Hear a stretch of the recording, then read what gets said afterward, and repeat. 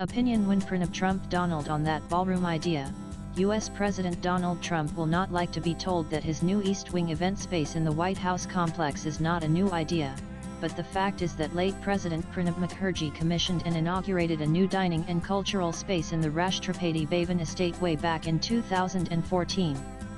Trump may, of course, say Mukherjee stole the idea from him, as he and his Hotel Baron avatar had broached it to then-President Barack Obama back in 2010. But Mukherjee's words at the opening of the ceremonial hall sound very much like the White House's explanation for the need for a $200 million extension to the official residence, funded privately by Trump and a consortium of rich donors. The press release from that day quotes President Mukherjee as saying, "The construction of the ceremonial hall will give us the much-needed flexibility to continue with our functions even in times of inclement weather." The statement adds that President Mukherjee expressed confidence that the ceremonial hall shall prove to be an important value addition to the mosaic of buildings that comprise the president's estate, built as an extension of the existing auditorium. The 55x41m ceremonial hall has been built keeping in mind the requirements of August 15 at-home receptions and guards of honor for visiting foreign dignitaries during inclement weather. With an area of around 25,000 square feet, the Indian ceremonial hall, it could hardly be called a ballroom in Swadeshi Bharat, especially when the British era one inside Rashtrapati Bhavan itself had been renamed Ashoka Hall in 1947, is far smaller than the reported 90,000 square feet of Trump's project replacing the East Wing of the White House. But as all such buildings have anterooms and other spaces, maybe the entire 90,000 square feet may not be just one huge room. President Mukherjee's architectural addition to the grand presidential estate was not appreciated by all, it must be said. Some likened it to the garish banquet halls favored by Indians everywhere, from metros to small towns, to hold weddings and other large social functions.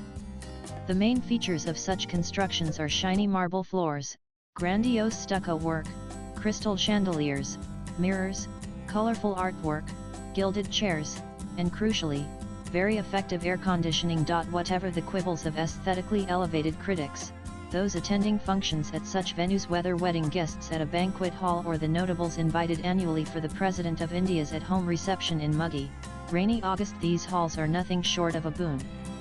Who wants to squelch through soggy lawns or have makeup melting in the humid heat? Who wants to eat food that has been exposed to the elements while waiting for VIPs to arrive? The same rationale would apply to a permanent, big venue for state dinners at the White House, as invitation lists have only expanded over the decades with the democratization of wealth and power. There are far more people to invite and oblige than ever before. Cozy dinners for visiting world leaders featuring only the Washington, D.C. elite are no longer enough. And that usually means erecting a marquee, luxury tent on the lawn, to accommodate more people. Washington, D.C. obviously does not have New Delhi's climate drawbacks, whose seasons of prolonged dry heat, extreme wet humidity, and bone-chilling cold limited outdoor functions to the narrow window of early winter and early spring before President Mukherjee's solution. But climate change has ensured extreme weather events are becoming the norm everywhere, severely curtailing events that have an outdoor component, including at the White House. It is not possible to host events in VIP tents on the lawns in the height of summer or winter, and they also do not come cheap. Trump actually brought up that point in campaign speeches for his re-election bid in 2020. He joked that whoever supplies the tents to the White House could probably retire after being paid for just one of them. And he certainly has a point about the recurring expenses of such impermanent structures, that too paid from the public exchequer. Trump is probably not the first US president to wish for an all-weather space for grand functions that people expect from world leaders these days.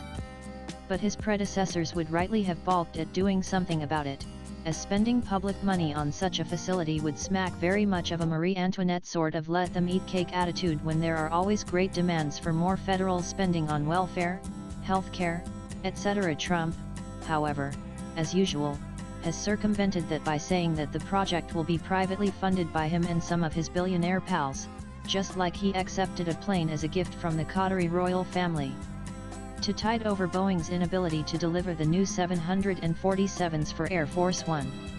As additions and renovations to the White House are exempted from both heritage building conservation conditions and oversight by Congress, he is well within his rights to do so too. In fact, during Harry Truman's time, the White House was totally gutted and refurbished from the inside between 1949 and 19520 The exterior dates back to 1817, when it had to be rebuilt after the British had burnt it down in 1814.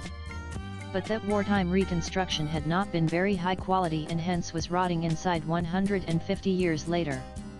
The East Wing, which is to make way for Trump's project, houses the offices of the First Lady, and was also built only in 1902. Interestingly, among the reasons cited for the need for such drastic repairs and reconstruction during Truman's time were the additions made by his predecessors, including the addition of a third floor by Calvin Coolidge in 1927. The no-famous balcony overlooking the Washington Monument was added by Truman as part of the reconstruction. In all, the project cost about $5.5 million, which would be equivalent to around $60 million total public money. Swipe left for next video. While critics have been pointing out the sweeping welfare cuts his administration is implementing even as he builds a Trumpian palace, the fact is that public money is not being sunk into it, which may have been the case if his predecessors or whoever succeeds him had to execute such a project. Private donors have funded projects before, and it is not that Trump will ever claim ownership of the structure, so any objections apart from aesthetic ones are hardly valid. The author is a freelance writer. Views expressed in the above piece are personal and solely those of the author. They do not necessarily reflect NEWS18's views. Latest blogs.